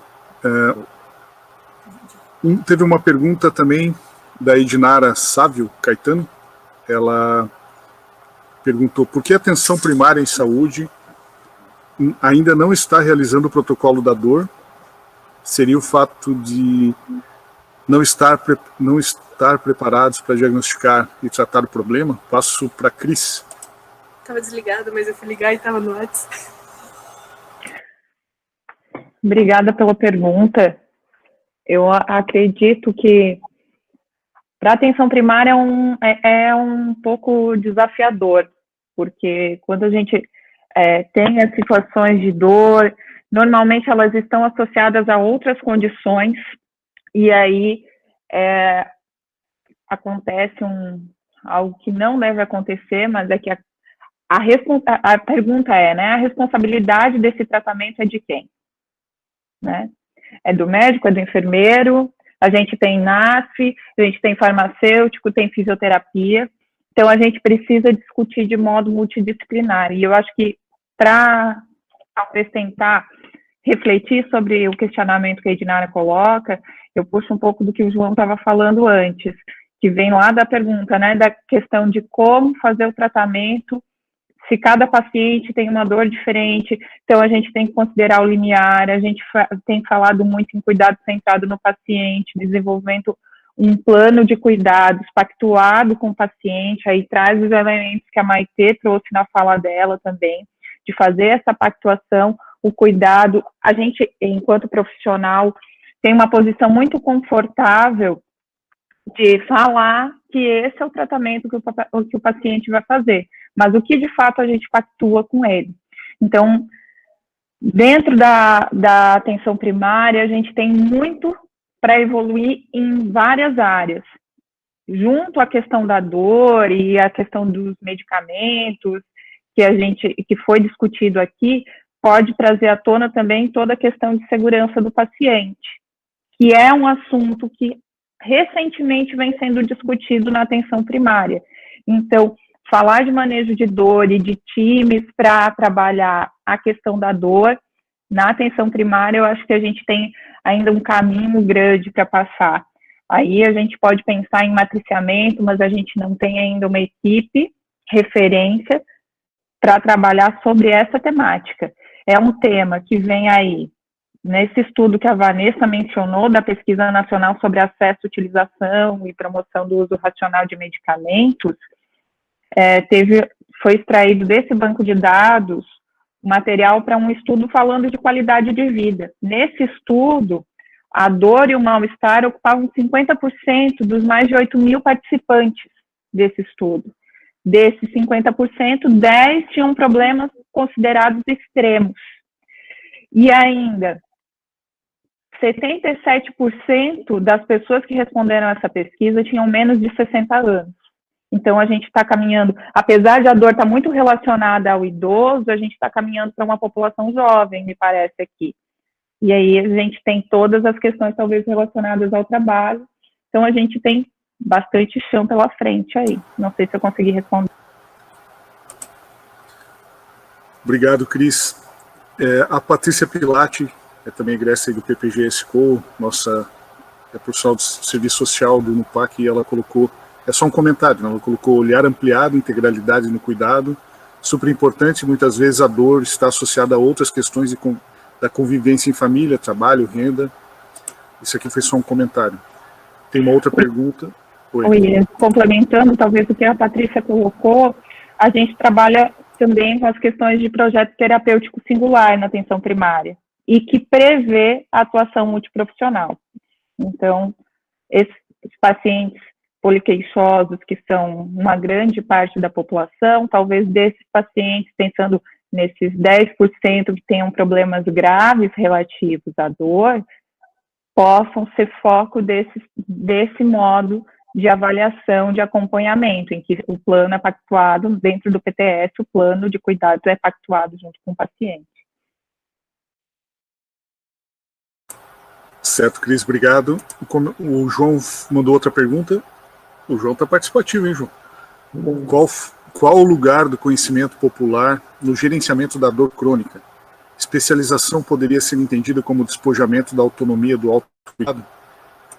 Aí eu vou deixar entre a Cris e a Vanessa, que são saúde coletivo. Vou repetir. Qual o lugar do do conhecimento popular no gerenciamento da dor crônica? Especialização poderia ser entendida como despojamento da autonomia do cuidado?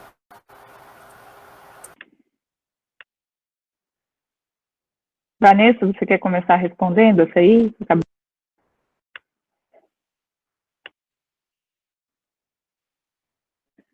Bom, conhecimento popular ele é extremamente importante, né? Mas quando a gente cruza aí falando de pós-graduação, a gente tem, não sei se eu captei aí a pergunta, mas a gente precisa considerar que o paciente está ciente do que ele vive, entender qual é o processo que ele está vivenciando, ele é extremamente importante. E ele vai ser o teu aliado no momento de fazer um plano de tratamento e pensar no cuidado para aquela situação, né? Então, eu vejo dessa forma, conhecimento é importante, entender os medicamentos que ele vai utilizar, entender o que é o processo que está acontecendo com ele. Eu acho que a gente passa por esse caminho e aí, então, a gente pode fortalecer o vínculo entre paciente e unidade de saúde e a confiança no profissional de saúde. E aí, então, possibilidade de maior sucesso num plano de cuidados para esse paciente.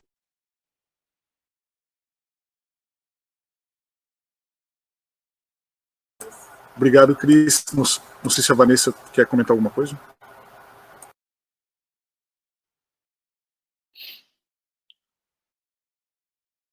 De repente está com um probleminha no microfone. Tem um comentário aqui da Ana Paula Feltrin. Sou portador de fibromialgia. Não estou fazendo caminhadas por dor no joelho. Não consigo dobrar mais o joelho. O que devo fazer? Parabéns. Teve um errinho aqui acho que desconfigurou o que ela escreveu. Não deu para entender o final. Áridos, vocês... para vocês no PAC deve ser. Eu vou passar para Maitê, não sei se a Maitê está ouvindo bem aí. Sim, sim. Estão me ouvindo bem também? Certo. Então, o que acontece? Claro, cada caso é um caso. É difícil a gente avaliar diante de uma questão um pouco mais superficial, né? Sempre se precisa de mais dados, né? É complicado a gente dar um diagnóstico, digamos assim, né? para alguns casos. Mas o que a gente sabe que também é muito importante na questão da fibromialgia em especial, né, é a experiência que eu tenho muito positiva é de um trabalho conjunto com a psico.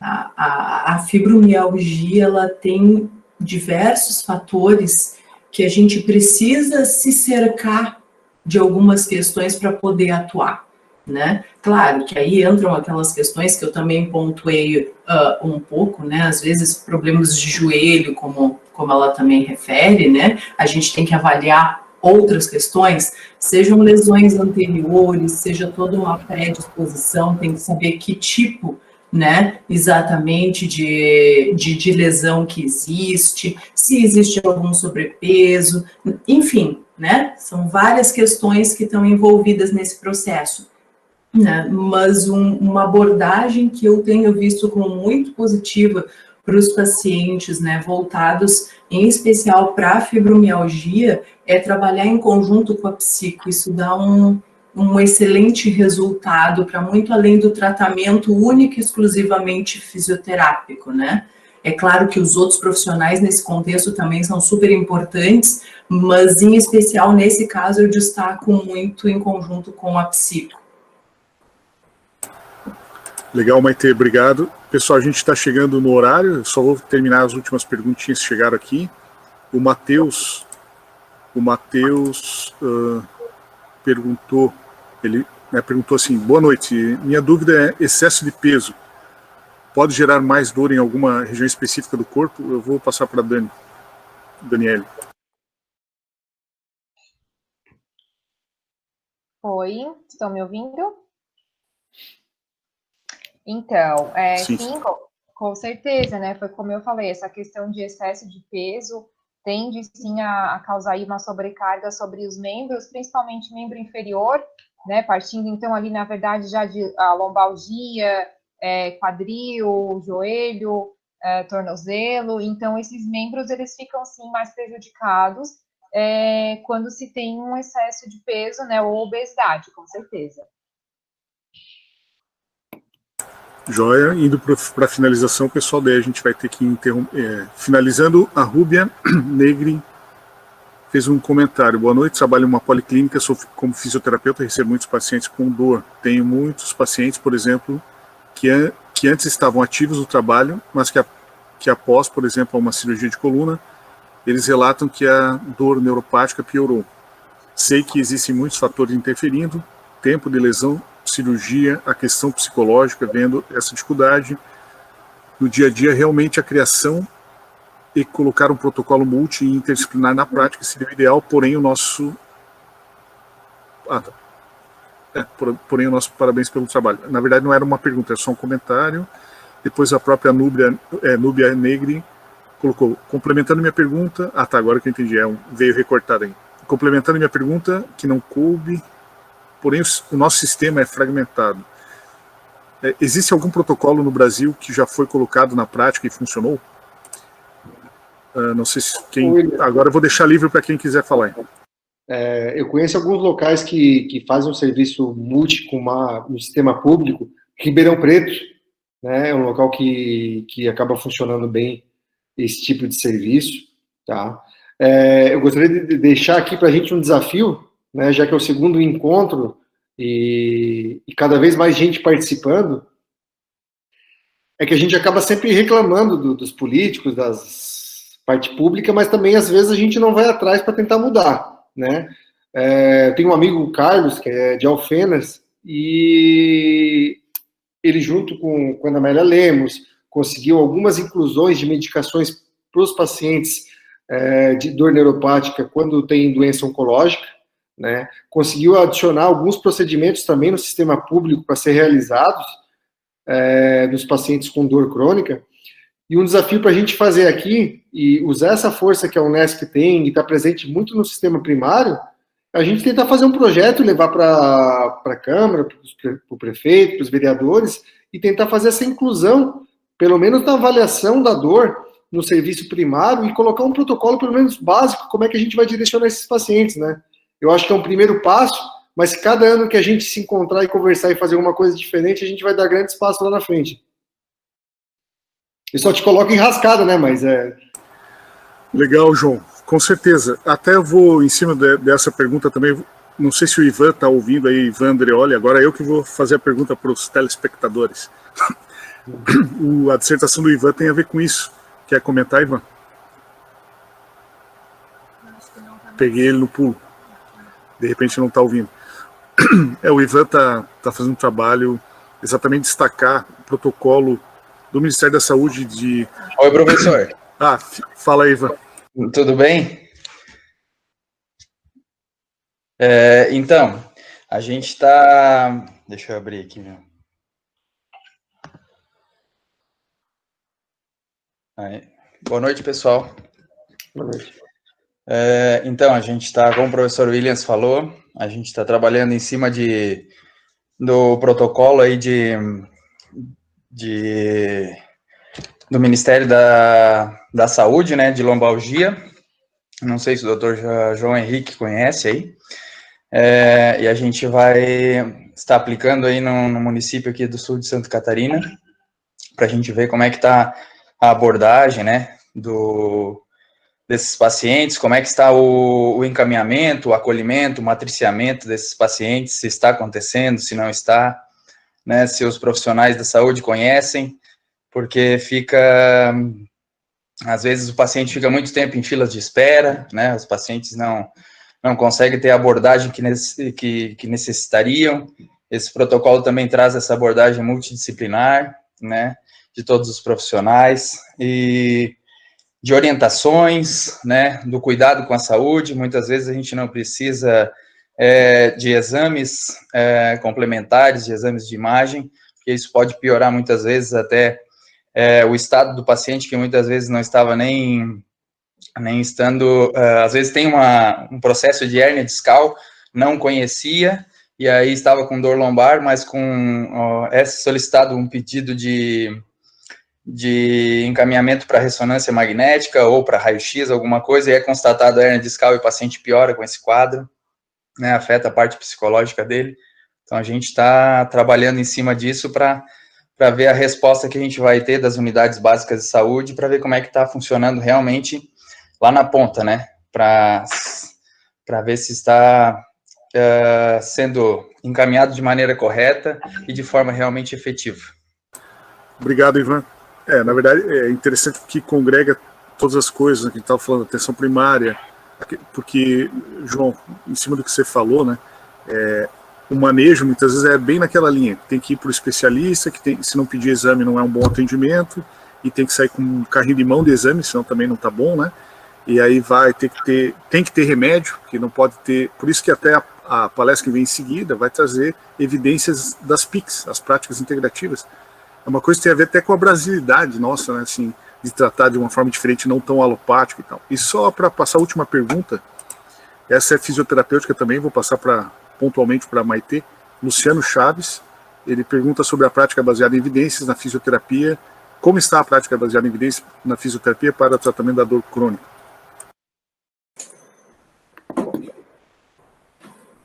Oi, então...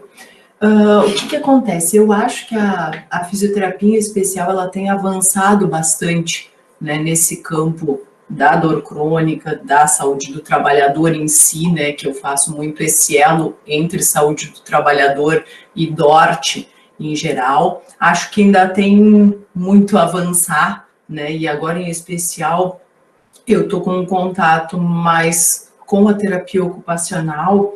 E o que eu tenho visto nessas evidências científicas, né, acerca de dor crônica, né, tem se voltado um pouco mais o olhar, não só para um tratamento muito fechado fisioterapêutico.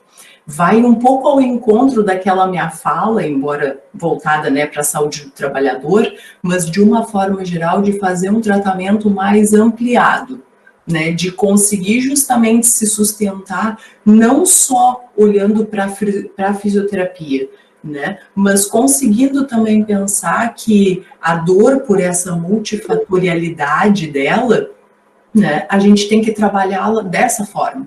Então, aliar com outros profissionais e conseguir melhores resultados dessa forma, certo? Com relação a tratamentos específicos, né, de evidências científicas de tratamentos específicos dentro da fisioterapia, né, ao meu conhecimento, não tem nada agora de grande inovação. As inovações que eu realmente tenho visto muito nas evidências, né, até tem um pouco a ver com o meu pós-doutorado, que foi um pouco também nessa área, né, é esse elo da gente conseguir justamente se cercar de profissionais que consigam abarcar, e aí o tratamento tenha maior efetividade, né? E quando eu trago um pouco também da terapia ocupacional para vocês, é muito porque às vezes a gente sabe que existe um pouco dessa, né, dessa questão, dessa dificuldade, né? Como já foi falado, até de se implementar protocolos, e eu acho isso super importante, é uma forma de nos obrigar, digamos assim, né, a trabalhar um pouco mais em conjunto, a ter um outro olhar, né, e muitas vezes a gente não tem esse olhar para o cotidiano, e a pessoa muito antes de ser um trabalhador, né, ela tá ali, ela tem vida além daquilo, ela tem outros fatores que podem estar diretamente relacionados, né, a essa lesão, a essa dor, né, então por que não aliar nisso o tratamento, né, e a visão do terapeuta ocupacional, como a pergunta anterior que foi feita com relação, né, à fibromialgia, que eu vejo muitas questões psicológicas também envolvidas, tem questões fisiológicas, tem uma série de fatores, né, mas se a gente puder ponderar, isso é o que eu tenho visto de mais promissor, certo? E claro que muitas dessas coisas a gente já sabe, só que falta colocar em prática para realmente ver a efetividade de todos esses profissionais trabalhando junto em prol daquele paciente e não realmente de uma forma fragmentada, né? Certo. Obrigado, Maite. Oi, fala, João. A parte de imagética e terapia do espelho acaba ganhando hoje bastante evidência, principalmente para síndrome dolorosa regional e complexa, para dor no membro fantasma, né? Porque acaba integrando a fisioterapia com a parte de nível do sistema nervoso central, né? E é muito interessante, assim, com o paciente fazendo durante a sessão, com alteração de temperatura em membro, tudo, e com resultado, uma das coisas que ganham bastante evidência. É interessante, João, até aqui na Unesc a gente fez a caixa de espelho mais simples, né? Mas teve um trabalho da ciência e computação que trabalhava com imagética, montando o quebra-cabeça de imagens, e foi até o TCC dessa moça de ciência e computação, que era até angolana, por sinal, em parceria com o curso Físio, ela aplicou ali no nosso núcleo, né, reabilitando trabalhadores. Um comentário que eu faria, assim, para finalizar, pessoal, em relação à fisioterapia, assim, em relação à prática baseada em evidência, a gente sabe que não é só o que sai de revisão sistemática, ou mesmo outros tipos de evidências publicadas, mas também a prática de especialista, né? Na verdade, a prática baseada em evidência tem várias frentes ali de indícios, assim, mas falando em publicação pontualmente, cada vez mais tratamentos multimodais, mesclando terapêuticas e não só da própria fisioterapia. Então, por exemplo, na fisioterapia exercício, terapia manual, cada vez menos aparelho e cada vez mais exercício e terapia manual. No caso, em esquemas multimodais, como a Stephanie citou um exemplo ali, foi criada até a TFC, que é a terapia funcional cognitiva, é pegar o TCC da psicologia, que é o que tem maior evidência de resultado no tratamento da dor, né, e usar de forma funcional. Então, na verdade, são mix de terapêuticas, não dá para eleger uma só. Eu acho que isso ficou claro na mesa, também na fala do João, na fala do Emanuel e de outros, e enquadrar o paciente num esquema terapêutico fixo, e sim o contrário, né? Vai ter que encontrar e acertar a mão. Eu acho que passa por tudo, eu acho que a mesa foi muito feliz nos vários comentários, porque tem que melhorar, não é só a atenção especializada, realmente, a atenção primária tem que dar, tem que ser mais valorizada, né? Para o manejo mais, vamos dizer, macro da coisa, sendo que esse manual que o Ivan citou coloca que mais de 70% dos casos deveriam ser tratados lá na atenção primária. O que acontece é encaminhamento para especialista, só os casos de bandeira vermelha, ou algumas bandeiras amarelas iriam para uma atenção especializada. E ir para atenção especializada também não é necessariamente sair com um exame embaixo do braço. Então tem muita coisa para discutir realmente, e como o João já iniciou, acho que de primeira fala falando, né, quem está tratando, quem está recebendo o paciente de dor crônica. Infelizmente ainda é o especialista, ainda o excesso de prescrição de solicitação de exames, e ainda é o excesso de medicalização em cima do que a Vanessa também falou, acho que todo mundo. Só fazendo um apanhado, né, pessoal, para finalizar, queria agradecer muito, assim, a contribuição de todos vocês, a disposição, né, de contribuir com o evento. A gente sabe que tem que encaixar na agenda, que não anda fácil para ninguém, né, parece que a tecnologia pega o cara em todos os lados, assim, abre o olho e já estão te falando ali, né? Então, mas agradecer a todos vocês, com certeza foi uma contribuição excelente para todos nós, vai ficar gravado, depois a gente pode acessar no Unesc TV, e agora a gente vai assistir um breve vídeo, fazer a transição para a palestra do Bernardo. Convido a todos, né? O Bernardo é um professor da Federal do Ceará, vai falar sobre as evidências nas PICs, as práticas integrativas complementares, que também muita gente critica que ela não pode substituir o tratamento convencional, mas o próprio nome já fala, né? Práticas integrativas complementares, elas não são a principal. Acho que já está colocado até no título, mas ainda tem gente que critica muito essas práticas. A gente precisa conhecer melhor, ver o que tem saído sobre isso e aí, porque elas são, sim, na minha opinião, grande, por isso até que veio essa temática aqui, uma grande potencialidade, inclusive na atenção primária, né? Então, muito obrigado, pessoal, a todos. Agradecer também a Janine aí, que está fazendo uma intermediação ótima. E até a próxima, agora na sequência, a próxima palestra. Obrigado.